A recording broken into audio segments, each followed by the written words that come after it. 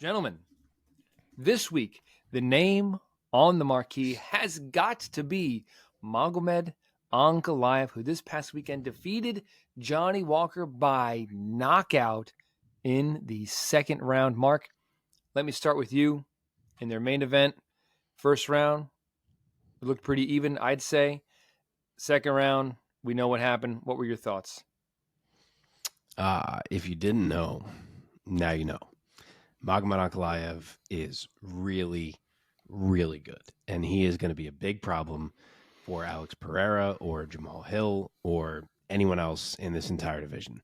He is high level everywhere. He just beat Johnny Walker without even considering wrestling, just to hammer that point home.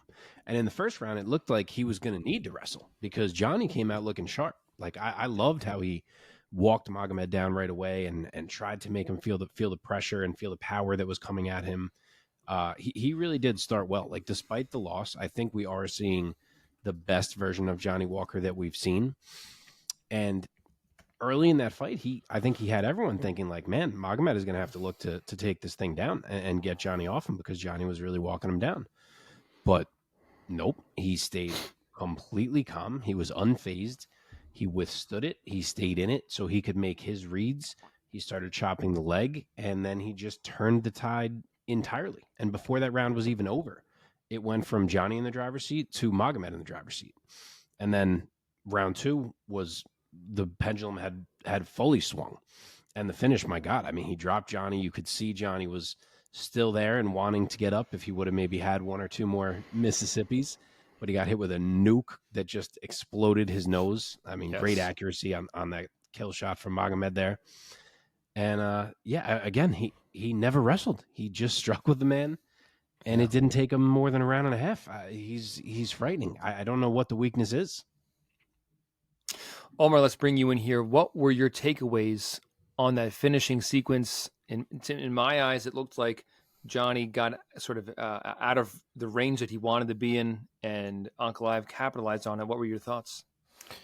Yeah, I think we talked about it last week about Johnny Walker's approach now, having been at SBG and them trying to rein in the crazy with a little bit more patience and technique, but still trying to keep his crazy. And I think he did try to find a good balance of that in this fight. I think where it ended up going left for him was when he ended up riding the cage the entire time. And so what I mean by that is Ankalaev was essentially in the center, or at least at the very on the outside, with Johnny against the cage, just laterally moving against the cage. And it a lot of times never really came off of that side. And it just allowed Ankalaev to walk him down. And I think a lot of that ended up happening a lot more in the second round than it did in the first.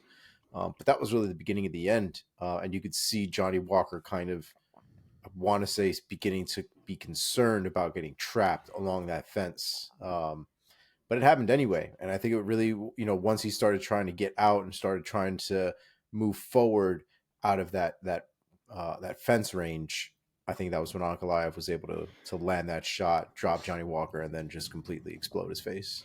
Well, not in that first round, though, to your point, to kind of counter your point a little bit. In that first round, wasn't Johnny Walker the one who was kind of walking down Ankalaev? And then in the second round, it just seemed to kind of flip a 180, and Ankalaev made some kind of adjustment. I don't know. Somebody who knows striking and in cage generalship, I don't know if I'm using the right words there, way more than me could maybe answer this question. I don't know if it was a footwork thing or just a mentality switch that Ankalaev made. He came out, he said, I'm going to be the aggressor in this round. And it was Johnny Walker on the back foot. Yeah.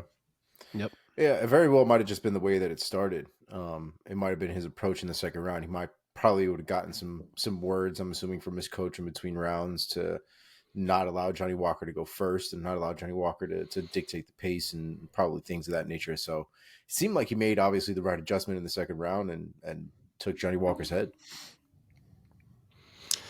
But Mark, to your point also, just wanted to echo that. The most impressive thing of this fight is that Magomed Ankalaev did not even attempt a takedown. There was zero wrestling, and he knocked out Johnny Walker, who, by the way, looked so good in the first round. To your point again, and also to echo Omar's point, this is still the best Johnny Walker that I think we've seen. I totally agree with that. And that first round, he looks like a giant, because he is much bigger than Ankalaev, in my opinion. And he was fighting in that first round in a way that was like, I thought that he was saying to Ankalaev with his body language in the cage, you're not going to hurt me, and I'm the one who's coming after you to hurt you.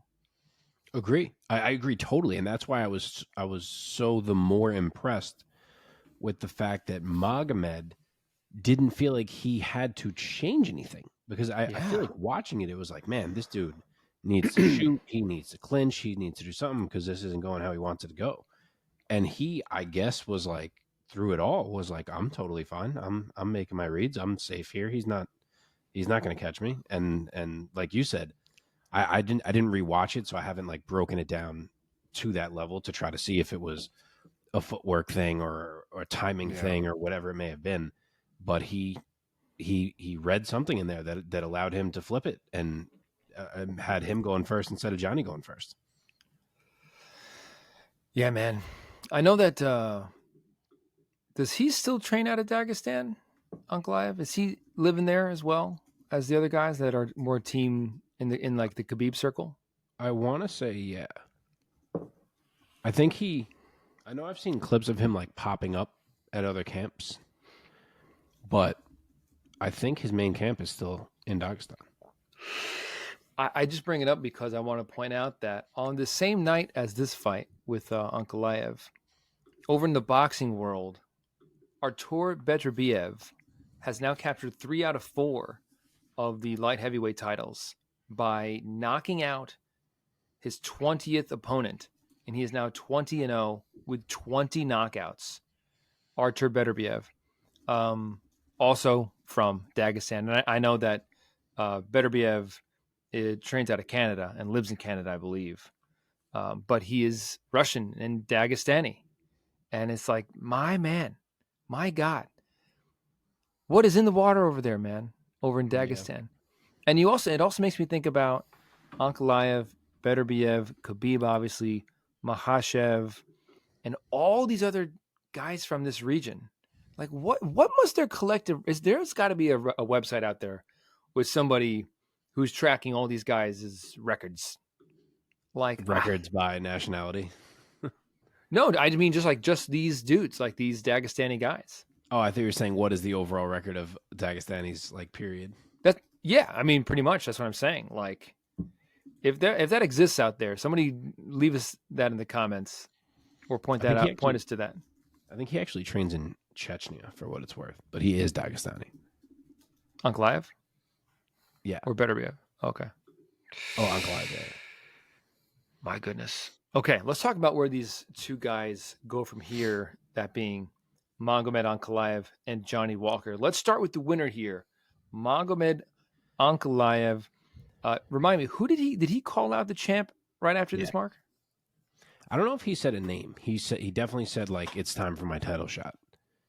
I don't know if he specifically said Pereira's name. I want to say that he did not. So let me throw it to you, Mark. Would you agree? Is it time for him to basically say, whatever's going to play out in front of me, I'm going to let it play out, and I'm not going to just take a fight because Dana tells me to. I'm going to wait for, this is my time for my title shot. Would you agree? Yay? Nay? So yes, either that he should get it now or wait. Yeah, which I think is what you're asking. Yeah. In terms of the now, I keep hearing completely conflicting reports on Jamal Hill. One day I hear that him and Ferreira is basically a done deal, and then the next day I hear that he's not going to be back until like September. So I don't know what is happening with Jamal Hill. If he's not ready, I think they should be throwing Ferreira and Ankalaev on UFC 300. I don't see why not. I feel like they're still desperate for some big fights there. Mm-hmm. And that one is ready to go. You would think Ankalaev is ready to go. It's not like he took any big damage, and I think he absolutely deserves that shot. And then, yeah, even so, if, say, we were getting Ferreira and Hill at UFC 300 instead, I think I am in the boat of that Ankalaev should just be the guy, and it should be discussed that night. The winner of this fight will be fighting Magomed Ankalaev. Omar, agree, disagree, other thoughts? I mean, I definitely think Ankalaev at this point should fight for the belt. If it's not going to be Jamal Hill, it's got to be Ankalaev. I don't know what they're doing with this timeline. The timeline for light heavyweight has been a mess for a couple of years now. So hopefully they get it together and they do decide something, but it's got to be one or the other at this point. Man, Ankalaev versus Alex Pereira. What a fight. And Ankalaev is not the biggest 205er, man. But he's so talented. He's just so good. He hasn't lost since Paul Craig. And he was winning most of that fight, wasn't he? Oh, he dominated every single the whole fight until the last two Mississippi. Yeah, man. Okay, let's talk about Johnny Walker here. Omar, give us a name of who would you want Walker to go up against next? This new and improved best version of Johnny Walker. I think it's time for Khalil Roundtree to get a nice spot. I think they're right there in the rankings as it is. I think they're both 7 and 8, something like that. So I think that'd be a good fight. Mark? Now you have me looking how long ago that was. It was definitely mad long ago that Walker beat him. Did they fight already? Yeah, oh, wow. 2018.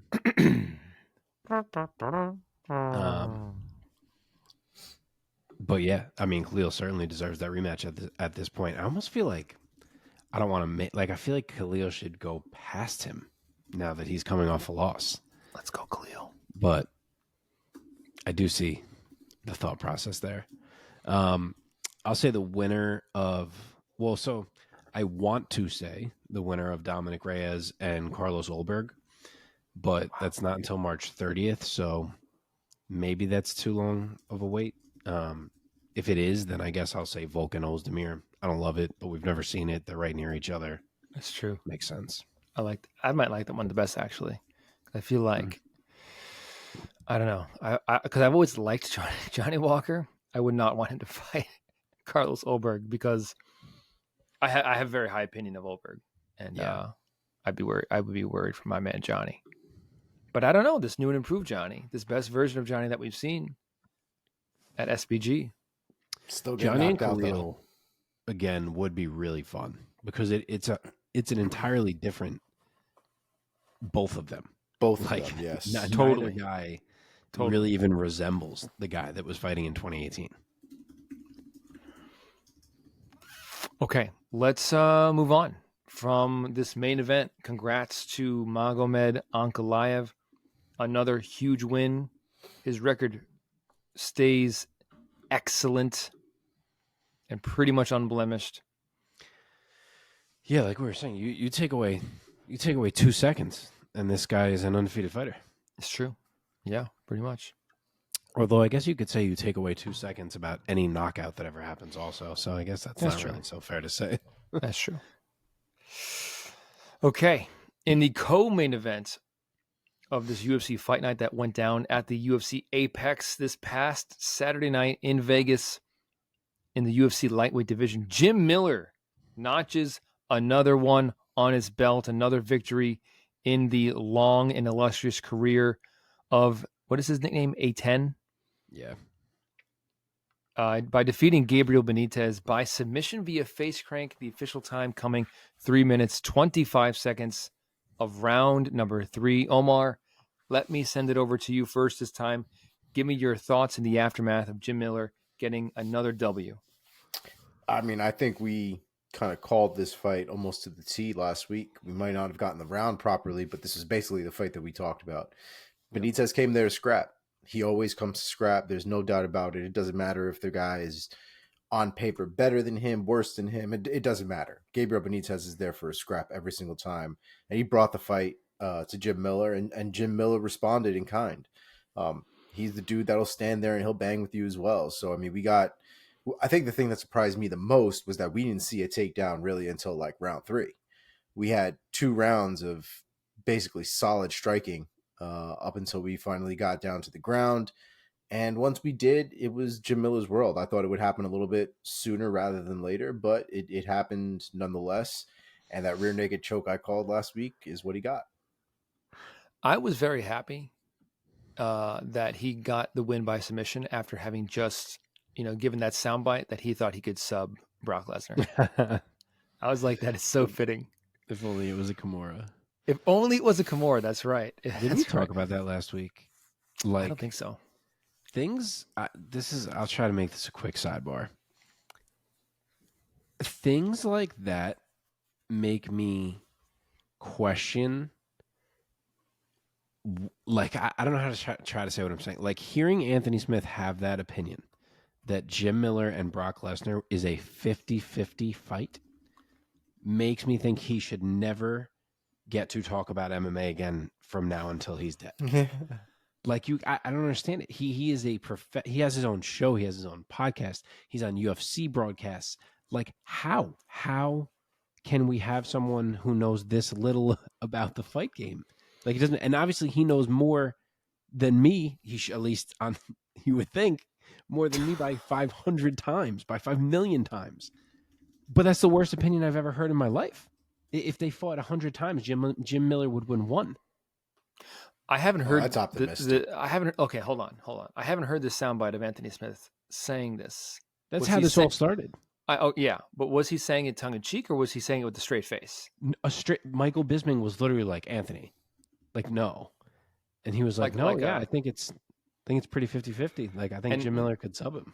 Not right now, but Brock in 2008 or whatever. Even right now, dude. No, I'm saying like prime Brock Lesnar versus Jim Miller. No, they were saying right now. Oh, right now. Half of his intestine, Brock Lesnar, would still like mollywop Jim Miller.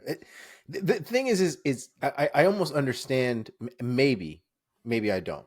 In my head, maybe the sentiment was Jim Miller, a 155-pound fighter, could absolutely give somebody who's 250 pounds, 260, a run for their money. Which a random 265-pounder that doesn't do anything, of course, we're having a different story here. But Brock Lesnar, who's not only a all-American wrestler, a legit wrestler, a fake wrestler, and a UFC fighter. What do a UFC fighter. I don't know. Oh, you're doing things. It must have been that. For those who are listening, for those who are listening, real quick. Omar, when Omar puts up like two fingers or something, the software thinks he's giving a peace sign, and it AI gives him like balloons in his background. Continue. It's very exciting. Okay, hold on. When I heard this soundbite, I thought that it meant prime Brock, like the Brock who fought Shane Carwin. But he means right now. I'm like, okay, I'll give him more of a shot now. Brock is what, 50 something? How much more of a shot, Mike? Do you know what Brock Lesnar looks like? Yes, Mark. But don't you agree? Like it would be more of a shot now than Brock in 2008. Like 2%. Don't say no. Like, don't stop it. No. I mean, no, I'm going to say no. It just took him say no. Whatever it took, 13 minutes to get Gabriel Benitez out of there. What is he going to do to Brock Lesnar? How old is Brock? It doesn't matter. It doesn't Brock matter. Hasn't trained in how long? Come on. I'm just trying to be reasonable. And look, I don't think you are being reasonable. I don't think you're being reasonable. I will say this. Jim Miller gave the perfect response to this. Oh, I had no issue with Jim Miller's response. Right. He was talking about... Because he was kind of funny about it, and you are allowed to be confident in your own self. Right. You have to believe in yourself. But he also mentioned, he's like, yeah, I roll with heavyweights all the time, and I sub them. So... Rolling begins on the floor. Okay. I'm just saying. I did something. No, if you were talking about a fight, you're not going to sell it to me. It's not going to happen. Look, and if this was a fight, was one of the fights that we pick on this show, I would not be picking Jim Miller. I would probably be picking Brock Lesnar. Well, probably. It would be the least I ever had to think about a fight pick in the history of this show. No, I still say probably because Brock is like probably pushing 60 years old. So stop. How old is Brock? Omar, look it up. I don't think you know what Brock Lesnar looks like, dude. Stop. Like 6 months ago, he was in WWE picking up grown men and throwing them like 10 yards. Like, he is not a non-athlete just because he got older. Brock Lesnar is not even 50 years old. He's 46. Shit. Okay. I mean, yes, I'm telling you, I'm picking His Brock. body fat percentage is like 4. Who gives a shit about body fat percentage? No, my point is he's in shape, is what I'm trying to say. I mean, on steroids. Okay. Okay. But it's not like he was never not on steroids. Correct. Remember when Mark said, I want this to be a short sidebar? And now it's a segment? Sorry. Circling back to the fight. Should I make a thumbnail for this part of the discussion? Maybe.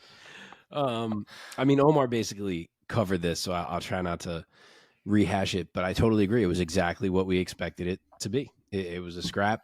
They were both destroying each other's legs, but I thought Jim's specifically looked like they carried so much impact. Like he was ripping Benitez's leg. And it was pretty back and forth on the feet because Benitez has such a great chin that he wasn't really getting, nothing was really phasing him. And I think Jim was seeing that because mid round 2, it kind of seemed like he was like, all right, I got to go about this a different way if I'm going to get this dude out of here. And that's when he really started to look for the takedowns. And in the third, it paid off for him. He took the back, and Jim Miller on your back is just a terrible situation for anyone to be in. And it wasn't long before he got the tap from the neck crank. So, yeah, he does it again. The dude will not stop.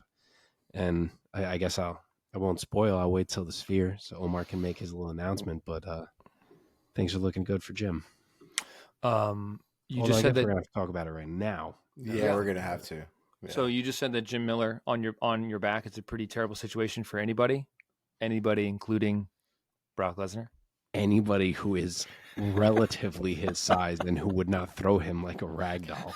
I want to mention too that in order to like perform a rear naked choke, your arms have to reach across a person's neck. I don't think he can do that to Brock Lesnar. Yeah, notice how he mentioned Kimura. He was not like, I'm going to choke out Brock Lesnar. I don't think he could Kimura him either. I don't think so either. I think Brock Lesnar would just stand the fuck up. Yeah. Yeah. Okay. Yeah.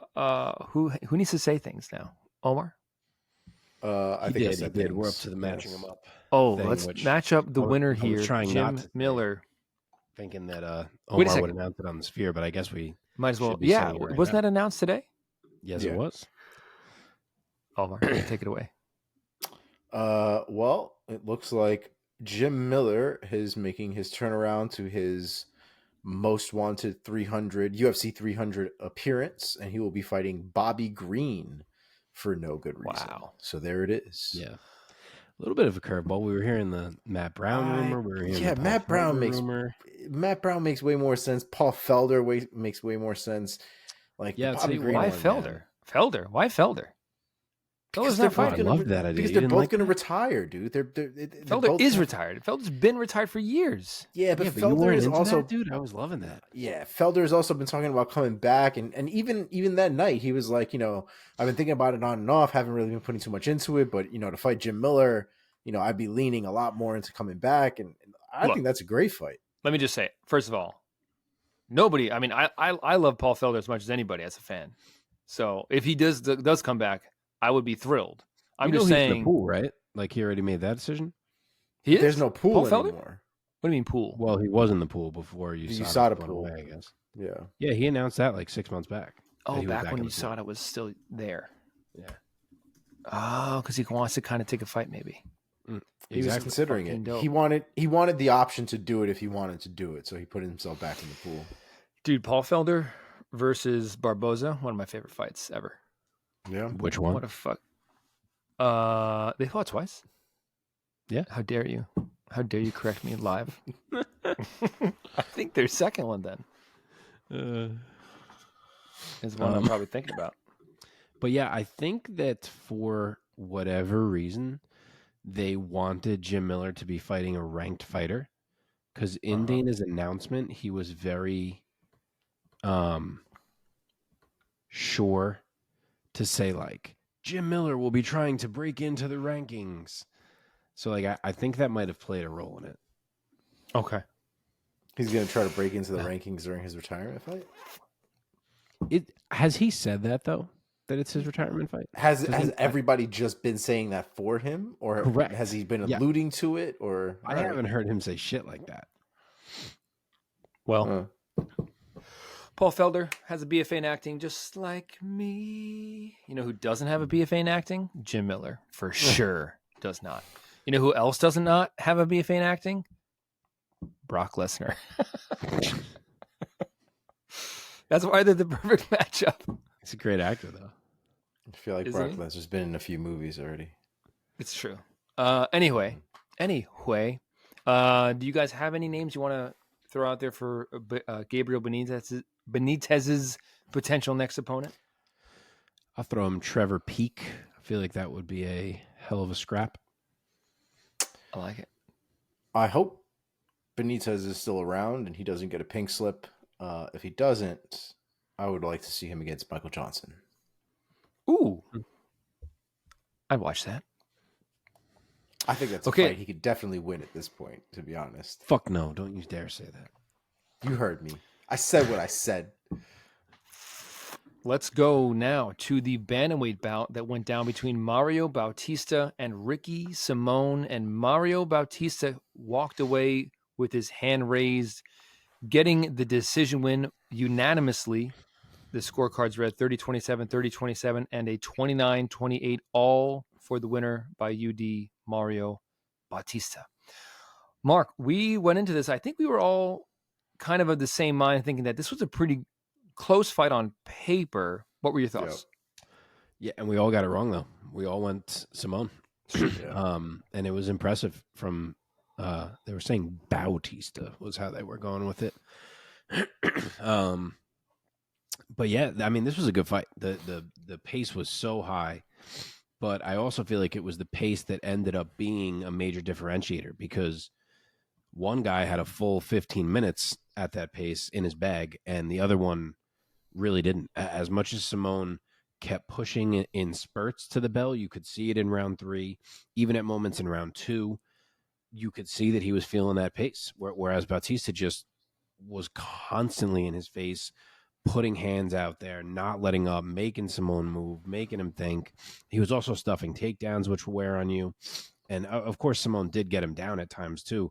He did have some success there. But for the most part, I think if you told Bautista that that's how the takedown D was going to go, he would have taken it, because he really was making Simone work.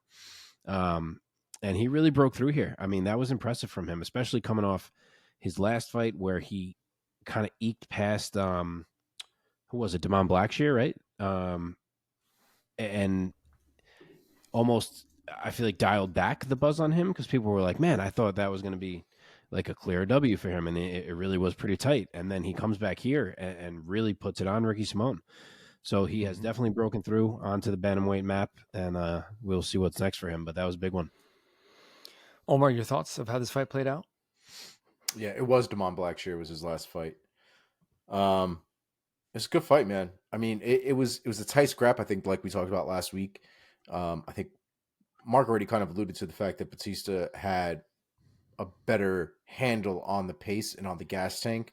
But the other thing that I thought was super impressive was his technique. I thought he had tailor-made his game plan around Ricky Simon and really had an answer for all of the things that Ricky Simon kind of brings to the table, right? He was able to stuff a lot of the takedowns. He was using knees early on, try to counter takedowns and try to counter the forward movement, trying to time them properly. He fucked up a little bit in the first round, which is why I think those knees stopped coming as much. But the thing that I thought that was great about that was that he was able to adjust. He didn't have just the knee, right? He didn't have one thing ready for Simone. He had a number of things that he was ready for. So when his knees didn't work, in the actual fight, we were able to move on to other things that were working properly. His 1-2s down the pipe were nasty, really, really nasty. Kept it very simple, but kept it very crisp. But Bautista took shots, man. He took shots. He was bleeding through his nose. I think at one point he probably couldn't breathe through his nose properly, and he was breathing through his mouth. So it was a hard-fought fight, but I thought Bautista took those rounds 1, 2, and 3 very clearly, but very hard fought nonetheless. So it was a great fight to watch, and definitely a really good performance from Bautista. Mark, Bautista walks away with the W, improves his career record to a very nice 14-2 as a pro. Watch out. Who should he fight next, in your opinion? So, I mean, it's a little aggressive name value wise, but I would love to see him and Dominic Cruz. I just think that's such an interesting style matchup. Granted, I don't think Dom takes that fight just because the name I think is not quite there yet for Mario Bautista. So that aside, I do like his call out of Rob Font. I also wouldn't mind like a Jonathan Martinez. But the point being, he's there, ranked opponent level, next fight. Love it. Omar, any thoughts? I'm kind of in the same boat, to be honest. I think I liked his call out of Rob Font. I thought it was a perfect spot that he was calling out to. But again, just like Mark said, if you throw in a Jonathan Martinez or Dom Cruz isn't a bad one either.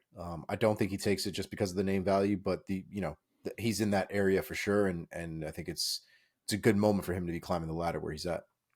For sure. Anybody for Ricky Simone, Omar? I don't think Ricky Simone's going anywhere. I mean, Ricky Simone for me, in a row. Yeah, and I'm not really going to give him somebody who's very easy, unfortunately, but I thought him against Montel Jackson would be a good fight. And to your point, Mark, the last time he lost 2 in a row against Faber and Rob Font, he went on a 5-fight win streak right after that. And now he's done another 2-fight losing little skid. So how do you think he responds, Mark? And give me your idea for the next opponent. So I do think he looked really good prior to this 2-fight skid that he's on. So I don't want to move him down too much. I feel like I'm going to give him one more at kind of this similar level before I go kind of kicking him out. So I'll go with whoever loses this upcoming Pedro Munoz versus Kyler Phillips fight. Okay. All right. Moving along. Trying to keep a good clip to this show.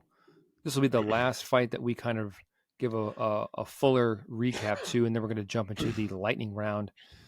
But here we go in the middleweight division. Brunno, the Hulk Ferreira, gets it done over Phil Hawes by knockout towards the very end of the first round. The official time, 4:55 of round 1. Omar, what were your thoughts of how this finishing sequence played out? And another tough loss for Phil Hawes. How do you think it worked out for him, Mark? I mean, of course he was going to get knocked out, guys. Who would think otherwise? I mean, the jaw of Phil Hawes strikes again, man. To his credit, he ate a couple of shots before he went completely limp. But I mean, it was what we talked about, man. It just Phil Hawes' defenses aren't good enough to compensate for what is seemingly his inability to take a large amount of damage. Now, I say this full knowing that any one of us could take none of the damage. Of course. Full knowing. So I'm not talking too much shit about Phil Hawes. I've said this before, and I'll say it again. Every word any of the three of us say on the show is saturated in the caveat that we would all get knocked out with a jab. Yeah. Okay? Yeah. Thank you. So it was rough for Phil Hawes. I wasn't. I mean, I was expecting it though, right? I think we all talked about it last week. I don't see where Phil Hawes goes from here, to be honest. I don't know what the future holds for him. I can't imagine that he'll be in another UFC fight at this point. Okay, Mark, give me your thoughts of how this fight played out and how this round played out, how the fight played out, and ultimately how this finish played out. Not well. For my money. Yeah, this fight came on, and I was really sitting there like, here we go. Phil Hawes is about to show all these haters that he's still a quality middleweight, and then he just took another nap. So I guess it really is over for Phil Hawes. He just can't take these shots, and it's a shame because he has a ton of skills, and if you put the chin aside, he is better overall than a bunch of these guys, but it seems like it just doesn't matter anymore because he never lasts long enough to be able to show it. So I guess we are at the end of Phil Hawes. Ferreira did also do a great job here. I don't want to make it seem like it's just all about Phil Hawes not being able to take a shot. He showed why he's the Hulk. He bounced back in a big way after he got finished for the first time in his last fight. And he even showed you something taking Phil down and holding him down for a little bit, having some success leaning on his judo background. So maybe he's, a little bit more than the killer be killed brawler that he had looked like to this point. So great job from him to legitimize himself a bit in this fight. But the story is Phil. And like Omar said, that may be the end of the story. I'm not sure he gets another one. Just to quickly go through his UFC record thus far, he was 7-2 going into Contender Series that he wins by knockout on Contender Series. Oh, real quick, 7-2, and every single one of his victories came by knockout, which is still the case, I believe. No, I'm not. No, it's not. I'm wrong. But going into the UFC, all his wins were by knockout. Knocks out his opponent on Contender Series. Knocks out his first opponent in the UFC. Phil Hawes had some hype to his name, did he not? He did. Oh, for sure. He did. Yep. He defeats his next two opponents by decision. So now he's 3-0 to start out his UFC campaign. 4-0 if you want to throw in the Contender Series win. And one of those opponents was Nasruddin Imavov. Yes.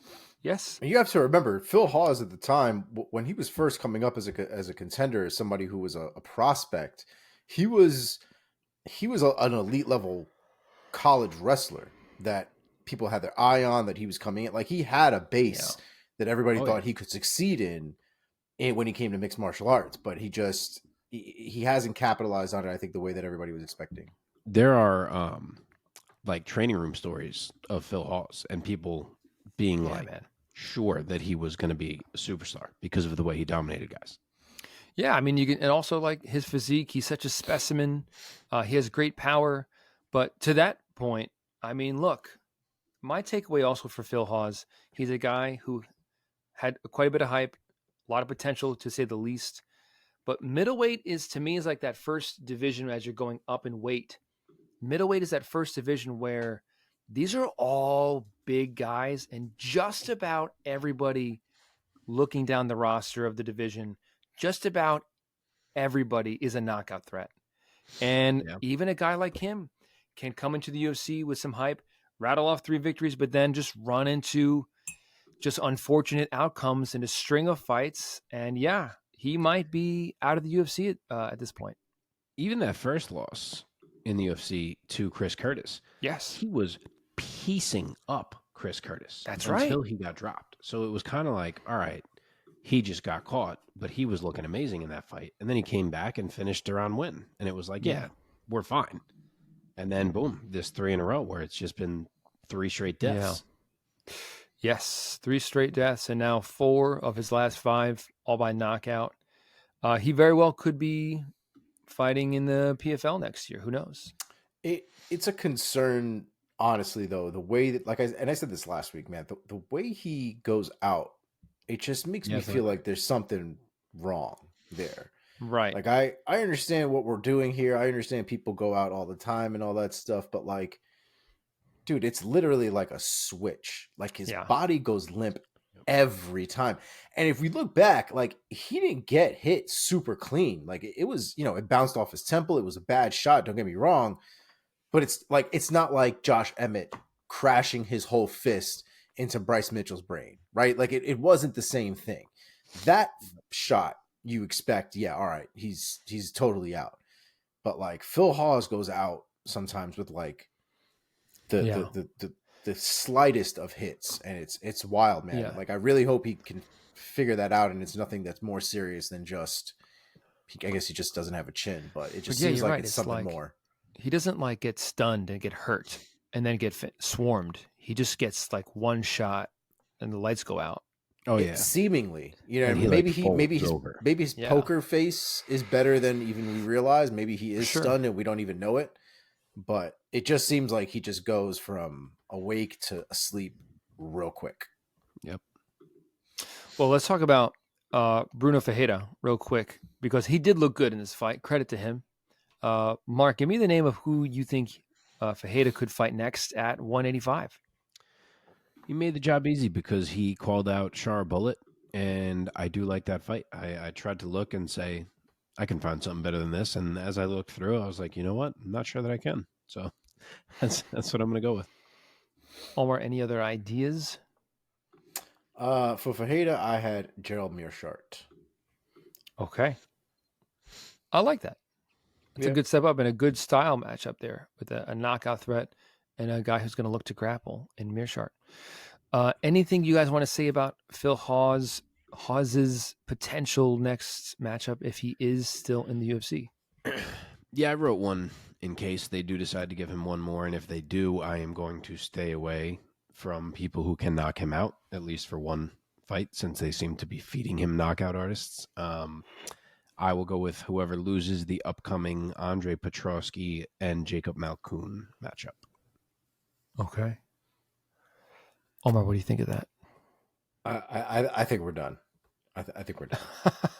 You just say no mas. I knew man. I was not going to have a matchup. Come on, dog. What am I going to get into the fight for? What are we doing here? What are we doing here? Can't do it. Saw that coming. Okay, let's jump into our lightning round now.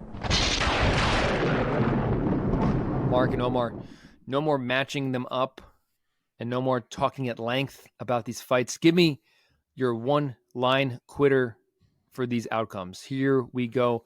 First fight that went down in the main card here of UFC Fight Night. In the heavyweight division, Waldo Cortez Acosta defeated Andre Arlovsky by UD. Omar, go first. This was a very odd fight. Cortez Acosta, definitely won the fight, but it was very weird, the approach of the fight. There was a lot of stalemate moments to some degree, but Cortez Acosta, I guess, technically did more, and so ended up with a win. But it was a weird showing from both of them, to be honest. Mark? Yeah, this wasn't a great fight. Waldo was better, but he didn't want to take any risks to really make that clear. And then Arlovsky was frustrated by how Waldo was fighting, and even more so by the fact that he was taunting. But he couldn't find a way to change it because he just lacks any dynamic part of his game anymore at this stage of his career. So, like Arlovsky's good enough to still give lesser guys trouble, but if you're beating him in the exchanges, he can't really change it. And that was the case here. Cortez Acosta was faster. He was beating Andre to the punch. And he was content to just do that for all 15 minutes and kind of dance and taunt. And, you don't really love to see that. He could have certainly had a better showcase of himself there, but that's what we got. Okay, the fight that was featured as the last bout on the prelims on ESPN Plus in the welterweight division, Preston Parsons gets it done over Matthew Semmelsberger by unanimous decision. Mark, take it. Yeah, this was the performance that Preston Parsons needed. He's looked solid thus far in 3 UFC fights, but his record in them was only 1-2, despite the fact that he had a lot of good moments. And he kind of shakes that off here. Like he really, I think, established himself with this win. The wrestling threat that he brought changed this whole fight. Semmelsberger couldn't load up like he likes to, which let Parsons find some comfort on the feet. And then he just outgrinded him as the fight went on. And Semmelsberger was tough as hell. He fought through a tight armbar. He fought through a Kimura. He even grabbed some chokes in the third round that Parsons had to battle out of. But in the end, Parsons won most of those grappling exchanges, and that won him the fight. Omar. Yeah, Parsons really picked apart Semmelsberger. I thought the grappling obviously was a big deal. I think I don't know what it is about Semmelsberger, man. Like sometimes he has really good success in there, and sometimes he looks completely outclassed in certain respects. I thought it was, again, a hard fought fight, but Parsons, I thought, clearly won all 3 rounds. I struggled to live in a world where Semmelsberger beat Jake Matthews. Yeah. He looked good doing it too, which is, I think, the real fucking problem. He looked good. Yeah. He had a good day. Must have just been that. Okay, down in the bantamweight division, Marcus McGee looking good, knocking out Gaston Bolaños by TKO. Second round, official time 3:29 of round 2. Omar, take it. Dog, what is this man doing with this career? Because he is on a 3-fight win streak right now. He is fucking people up left and right. I don't know where this man came from, man, but he is on a real hot streak right now, and I am loving it. Mark. I love Marcus McGee, man. He is so fun. He's a great athlete. He looks for the kill all fight long. As Omar just said, 3 fights, 3 finishes. He's showing that he's dangerous anywhere the fight goes. And he made an extra statement here because people saw him matched up with Bolaños, who's a kickboxer. And they were like, all right, McGee will go to the grappling here. We'll probably see a submission. And he just outstruck him instead. And he did it with style. So, yeah, he's showing some things. There are so many good bantamweights right now who aren't even sniffing the rankings yet. And he's another one of them. Okay, before we go on, I just want to pause. Omar, that was the best lightning take you've ever given. That was like fucking 12 seconds. Chef's kiss, my friend. Well, thank you. Okay, game on. Still in the bantamweights, Farid Basharat defeats Taylor Lapalus by unanimous decision, a shutout on the scorecards, 30-27 on all 3 judges' cards. Mark, take it.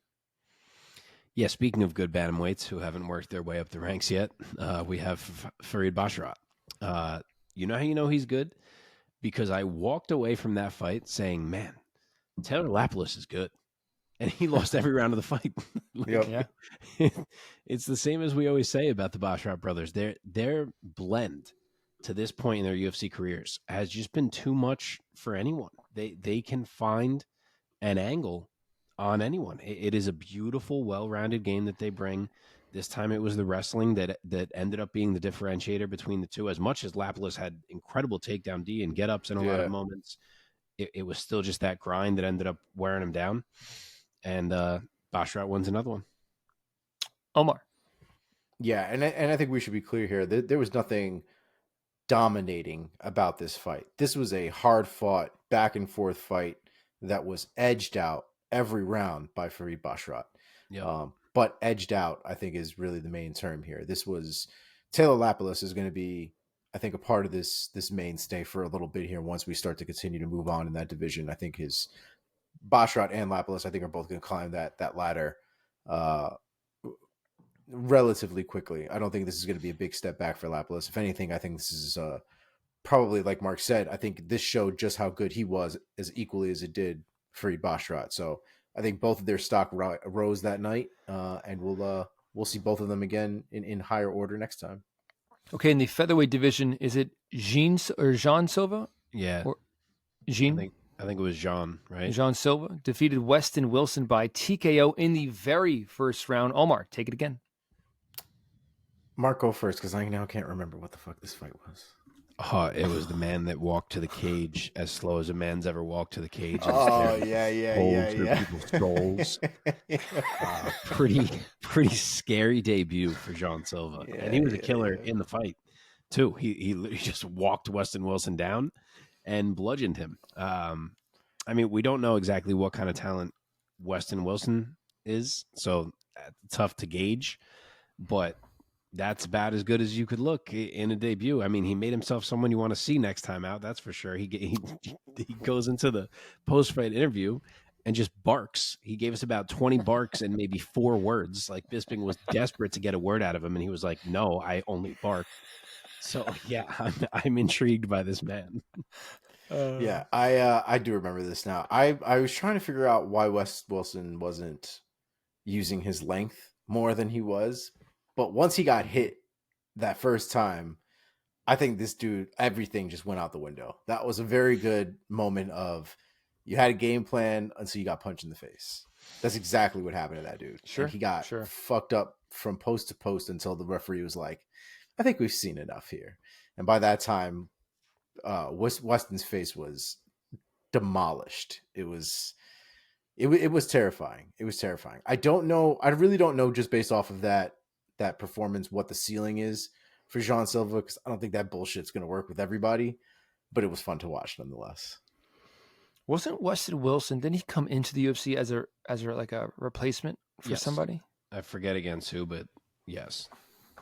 and that was his second fight. He's 0-2. Okay. Well, let's keep going here. Nicholas Mota, round 1 TKO over Tom Nolan. Omar. Shit. Sorry. I was looking to see who the replacement was. It was Joannis and Brito was supposed to fight this kid. Oh, he knocked him that's out. who it was. Yeah. That's who he fought. Yeah. That's exactly who it was. Yeah, Mota. Mota looked great in this fight, man. Mota's striking was on point. His straights were definitely on point. He was not as intimidating as the former Barker. However, Mota still looked great. His striking was definitely on point, and he caught a nice little knockout. Yeah, man. Mark? Yeah, props to Mota, man. He has not looked good lately. He's been on a slide. He got that gift in his last fight with the whatever. It ended up being no contest, even though he was clearly losing that fight. He gets matched up with Tom Nolan, who's a guy who comes in with some hype. He's finished everyone. He's a big betting favorite. Nolan comes out, starts walking him down from the second the bell rings, doing just what people expected him to do. And Nicholas Mota was like, I don't give a fuck about this guy. And he stood his ground and threw heat back, and he finished Tom Nolan for a huge win and keeping his job. So, yeah, well done for him. Okay. Wait, Omar, did you go for this? I did. Thank you, sir. Last one, gentlemen. Joshua Van, round 2 TKO over Felipe Bunez. Marco. Another guy that I love. He is so fun to watch. It seems like he starts slow in round 1 every fight, and he did it again here.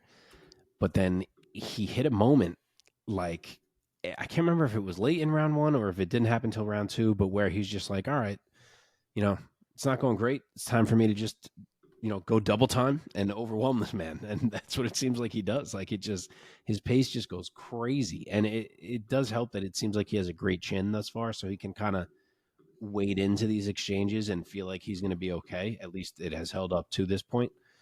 But he's nasty in there, man. He hooks, body shots, elbows, knees. I mean, it's an overused term for sure, but the man's a buzzsaw. And this was a great finish for him. Omar, take us home. Yeah, Bunez tried to use his length as much as he could. He tried to use his wrestling when he couldn't use his length. And I think it really worked out for him in the earlier part of the fight. But it got to a point where I think it looked like he had kind of, I don't want to say he blew his load as much, but he definitely was getting more tired and a lot quicker than Van was. And once the tide started to turn and Van started to get a little bit more of the pace on his side, Van just ran this kid over. I mean, it was a quick demolishing once he actually started to get his hands on him. So great performance from Van. It was a hard fought fight up until that point because Van was definitely having trouble with the takedowns and having to work with a lot of grappling to try to get back to a good position. But once he got there, man, he really made the most of it and really finished the fight. Hell yeah, dude. All right, that does it